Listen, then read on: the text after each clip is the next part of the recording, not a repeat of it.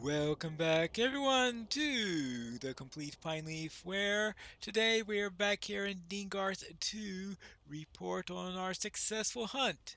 We fight for a better day.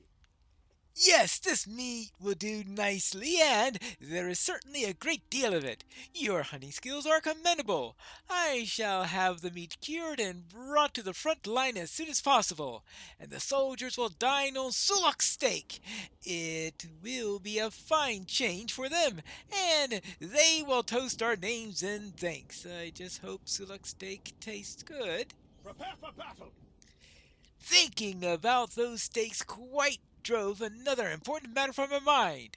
What would Isildur say? He would not be happy about it, I'll tell you that much.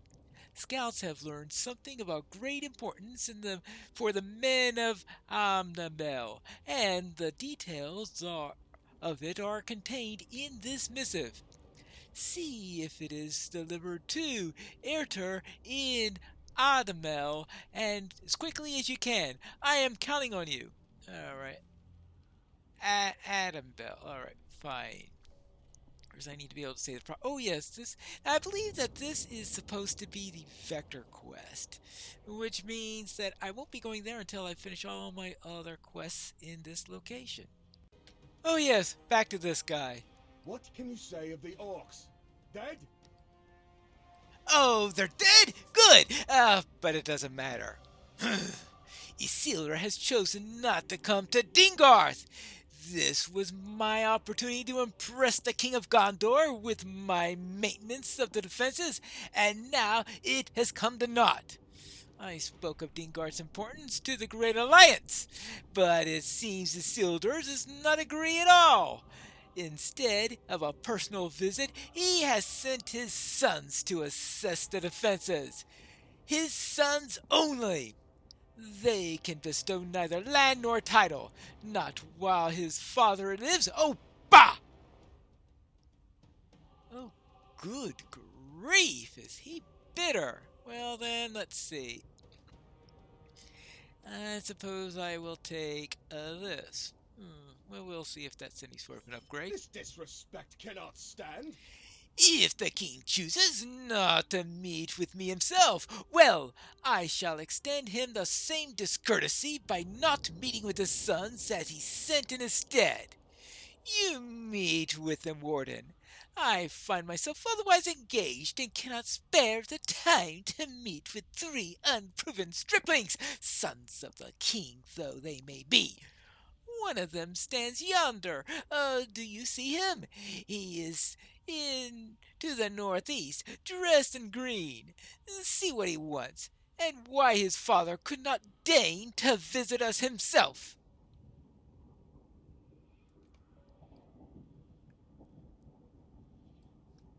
All right, fine, fine.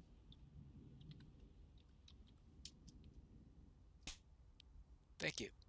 Had to get that out of my system. Hello there, sir. Yes? Thank you for the welcome. Thank you for the welcome, but I must ask you not to use that name. At our uncle's request, my brothers and I have agreed to take on false names in order to hide that we are kindred with the kings. You may call me Vermachil, and if I do not respond to it, keep trying until I do. One day I will no doubt be used to the name, and when that day comes, the war will be over, and there will be no further need to take such a precaution. Valmakil laughs and nods in the direction of Ontamo, who is poorly attempting to hide his scowls. When the siege was still young, a few years back, one of my brothers met with Ontamo. The description he conveyed of him was not kind. He is a fouling little man, more concerned with his own elevation than with the good of the kingdom, he told me. From that day forth, it has amused me to ensure that he never gets the ear of my father or my uncle. See how he stews! The siege seems endless, and guests are in very short supply. We must find them where we can. Oh, well played, well played. I like you, my friend. Let us take a meal first, and then my brothers and I will conduct our inspection. Honestly, there's little need for it. If the Alliance is pushed back from the forward encampments, we will have more problems than a well-defended Dingarth could solve. Let me know when you're ready and take a meal and sit with my brother's friend. Right, well, at least the sons of Isildur are better than Ontamo. This siege has lasted much longer than anyone expected. Or hoped. I know what you mean.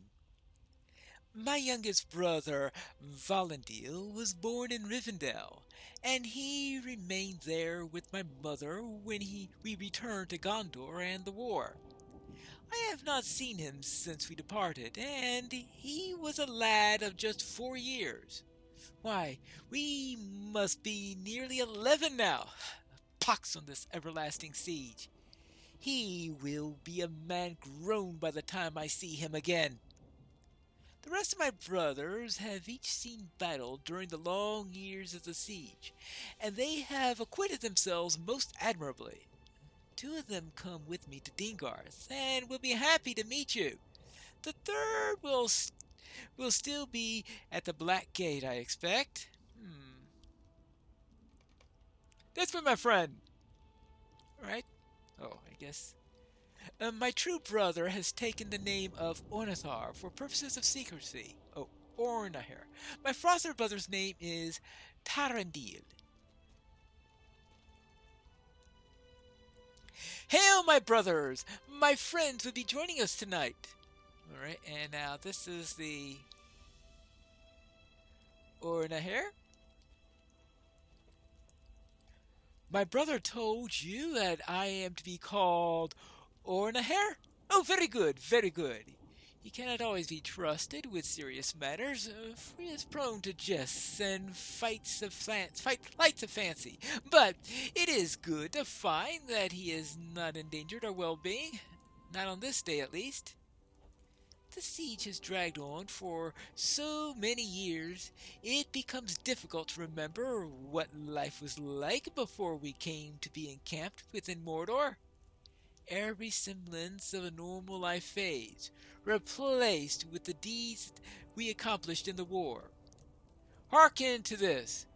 While our brothers fought at Darengalad, Vermiskill and I marched to Imlat Ithil alongside other soldiers of Gondor and fought to drive the orcs from the valley. And yet, if you ask me of my life before the war, I would find myself quite tongue-tied. Now there's only battle and waiting. To speak true, there's more waiting now than battle. I do not have the stomach for sieges. No, probably not. My life before the siege seems so distant now. And here we have Tarandil, the foster brother. Ornar says he cannot remember life before the siege. I know it was years ago, but that still seems a foolish thing to say. I cannot agree with him. Were he my brother by blood, perhaps it would be different, but it is not so. He and the other sons of Isildur are my foster brothers, for the king took me to foster, following our arrival to the shores of Middle-earth. But I did not come here to argue with them, or with you.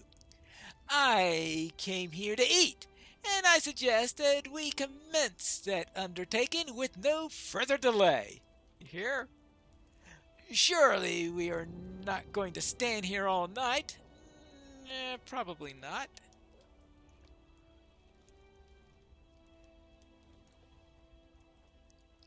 Has there been any news from Mildoran at the Black Gate? Not for some days, but he has always been lax on his letter writing. He could have sent a messenger. That would take little effort. Hush, Tarandil. If you seek news, I have some for you. More men have gone missing from the camp. That is exactly a dozen this month alone. Deserters? Why should the courage fail now and not earlier? I would not think cowardice would lie hidden for long in this land. Mayhaps not, but do you think that Ordaher thinks? Well, do you do so bandy of this about, but I think these soldiers were not deserters. I think they may have been abducted. That's ridiculous! Do you think Sauron snuck into the camp and whisked them away? No need for that. He has servants aplenty to do his bidding. If they possess such stealth, they would simply murder us in our sleep. My wine jug is empty. It needs filling if I'm to listen to more of this foolishness.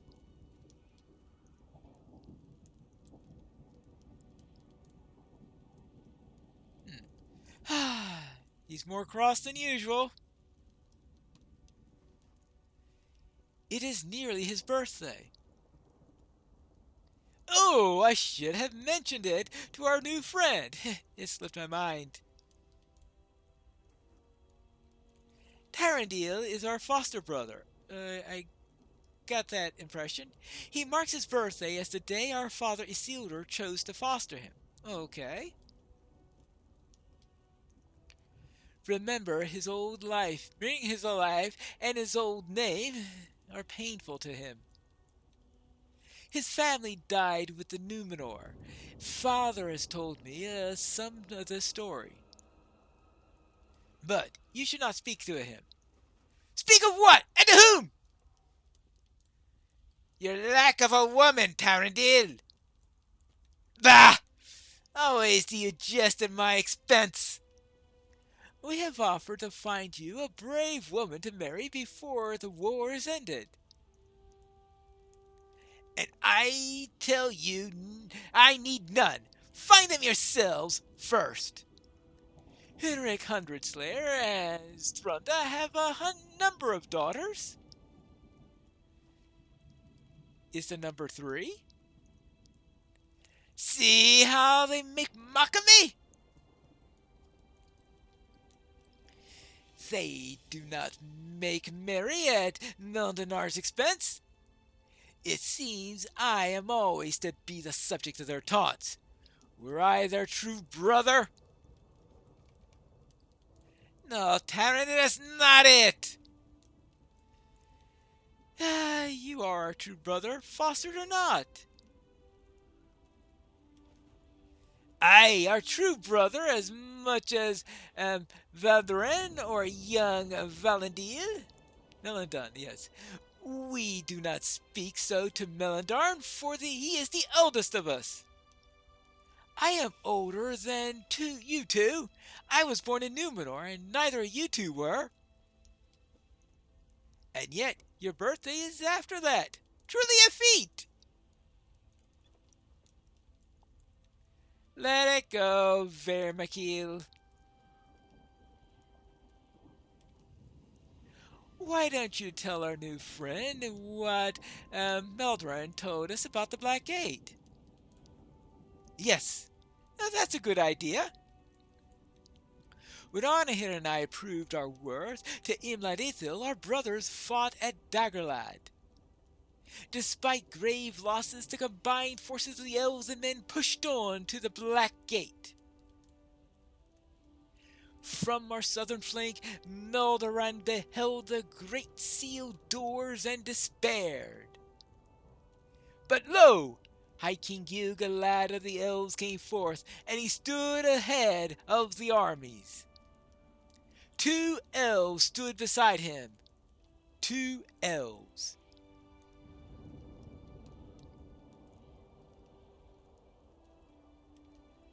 One was Círdan. The other is named Elrond, I believe. Yes, Elrond and Círdan. They stood before the gate, speaking quietly with their king. Then Gil-galad strode forth, and he raised his arms.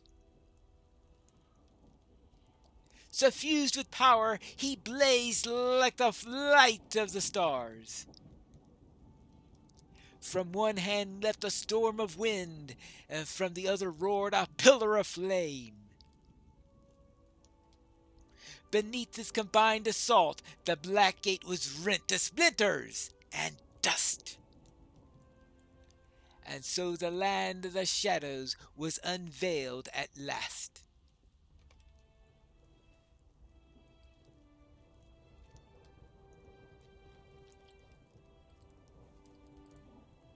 Vermikil exaggerates the story somewhat, but only somewhat. In its broad strokes, that is much as Meldoran conveyed it to the last two of us. Likely it was some feat of elf magic that destroyed the gate. And has Tarandil not affirmed that was the way of it? But who's arrived? I beg your pardon, sirs. Oh, it is a worried soldier. I beg that you take no offense, for I do not mean to disturb the noble ones, but the boys of my company were hoping to find out if they knew anything recent from Chabad Baron. Men such as they can sometimes hear this thing sooner than the rest of us is all. Do they know what has happened to the men and dwarves that went to face the Chazam Baron? The Chazam Baron? We are in the dark as you, my friend. Chazam Baron, the storm of wrath, a vast easterning horde, sworn to Sauron. It may be vast, but it is far away. What of the dwarves and the men that went to face it? Has there been no word? Not that I have heard, but fear not. They must return soon, triumphant. Thank you, my lords.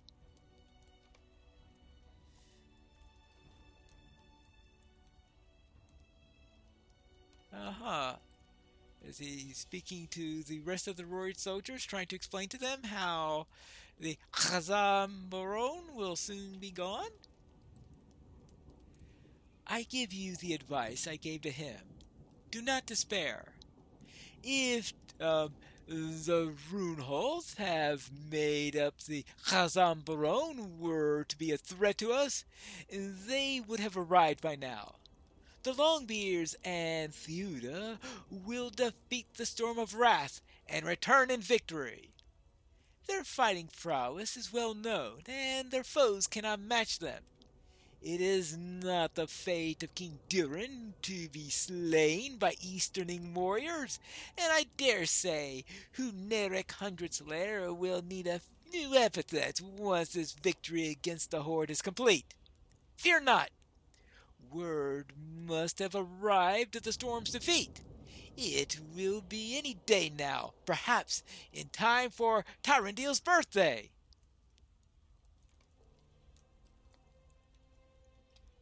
Perhaps in time for the birthday.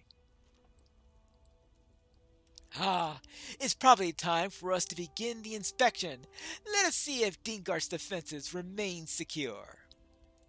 What about the inspection? Dingarth is as prepared as it needs to be.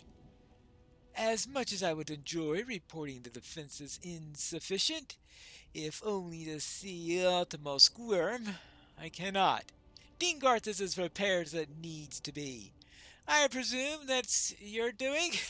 Yes, of course it is. I have taken a liking to your friend. What say you to returning to Autumnbell with us? You will find the company much more pleasing than here in Dingarth, and I know my brothers will not object. There is one thing, however.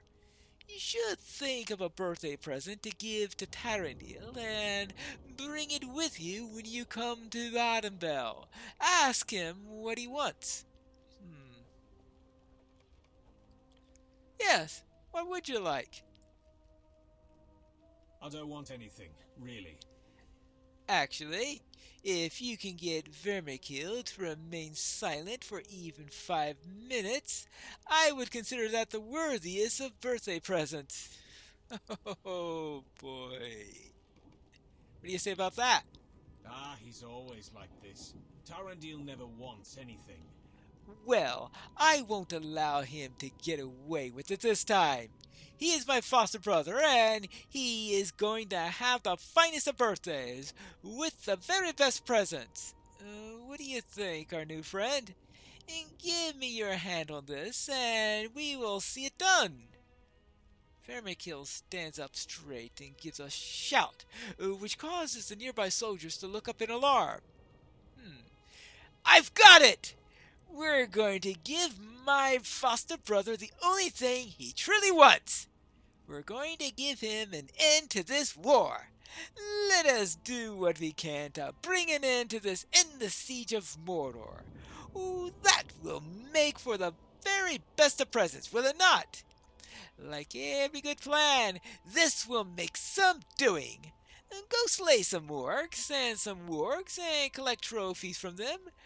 We can deliver them to Tarandil at the encampment of Adamdale and tell him they're just the first part of his birthday present. He'll love it, my friend. Trust me.